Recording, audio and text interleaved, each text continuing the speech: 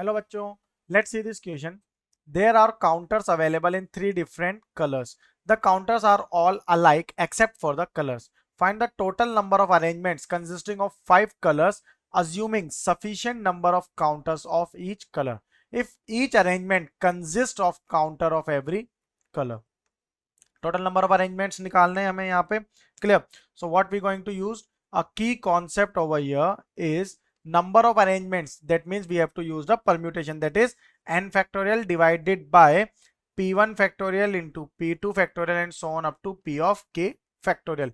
मतलब n तो क्या है, total number of terms divided by जो भी एक टर्म कॉमन आ रही है, जितनी टाइम्स कॉमन आ रही है उसको डिवाइड बाय उतना फैक्टोरियल कर देंगे. अब इसको सिंप्लीफाई करते हैं क्वेश्चन को.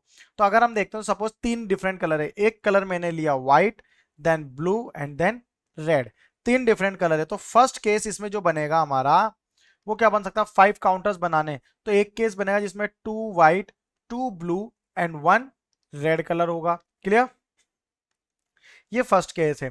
अब इस तरह के केसेस में हमारे पास टोटल कितने टाइप्स हो. अब सबसे पहले अगर मैं इसके लिए परम्यूटेशन, हमारा जो की कॉन्सेप्ट है इसको यूज करके इसमें नंबर ऑफ अरेंजमेंट्स निकालू तो ये कितना हो जाएगा, 2 इंटू 2 2 4 प्लस 1 5, यानी कि 5 factorial divided bye white 2 time है तो divide by 2 factorial into 2 factorial. अब इस तरह के कितने केस होंगे, टोटल 3 केसेस होंगे.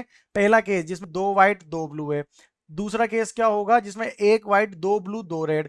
तीसरा case 1 blue 2 white and 2 red. इसके अलावा और कोई केस नहीं हो सकते. तो इसको क्या कर दूंगा मैं, मल्टीप्लाइड बाय 3 कर दूंगा. क्लियर?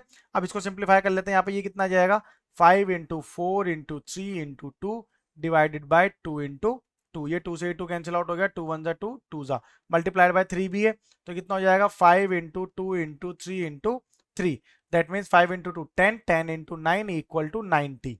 तो फर्स्ट केस के लिए तो यहाँ 90 वैल्यू आ गई. अब सेकेंड केस पे चलते हैं. केस 2 है हमारा जब हमारे पास क्या होंगे, टोटल 5 कलर्स, यहाँ पे 5 काउंटर्स हैं. तो एक पॉसिबिलिटी हो सकती है 3 व्हाइट 1 रेड एंड 1 ब्लू की. क्लियर? हो गई टोटल 5 काउंटर.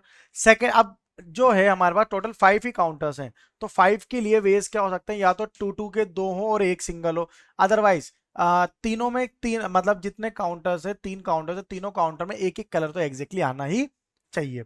तो यहां से मैं बोलता हूं कि जो सेकंड केस होगा वो क्या है, जिसमें 3 व्हाइट 1 रेड 1 ब्लू. इसके बाद क्या हो सकता है, 1 व्हाइट 3 रेड 1 ब्लू. तो इस तरह के भी टोटल 3 केस होंगे. अब इन 2 केसेस के अलावा कोई भी अदर केस नहीं बन सकता. बिकॉज अगर हम जैसे तीनों को 1 1 ले लेंगे तो टोटल 5 काउंटर्स नहीं आएंगे. अगर 2 2 लिया तीनों को तो 6 हो जाएंगे, ज्यादा हो जाएंगे. तो यानी कि 2 ही केस बन सकते हैं जिसमें 2 कलर जो है वो 2 टाइम्स हो और एक कलर 1 टाइम. और अंदर केस ये है जिसमें एक कलर तो 3 टाइम्स, बचे हुए 2 1 1 टाइम. तो इसके लिए अब यहाँ पे टोटल नंबर ऑफ अरेंजमेंट्स जो निकलेंगे हमारे वो क्या निकलेंगे, 5 factorial divided by 3 factorial multiplied by, इसके भी 3 केसेस होंगे तो मल्टीप्लाइड बाय 3. इसकी वैल्यू सिंप्लीफाई कर लेते हैं यहाँ पे.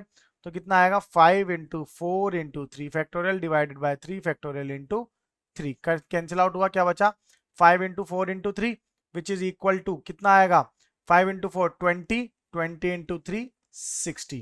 60 वैल्यू आ गई. तो यहाँ पे 2 ही केस बने हमारे पास. तो टोटल नंबर ऑफ वेज कितने हो जाएंगे, टोटल हो जाएंगे 90 plus 60 which is equal to 150. So our final answer is 150. Clear? So option B is correct. I hope you understand it well. Best of luck. Thank you.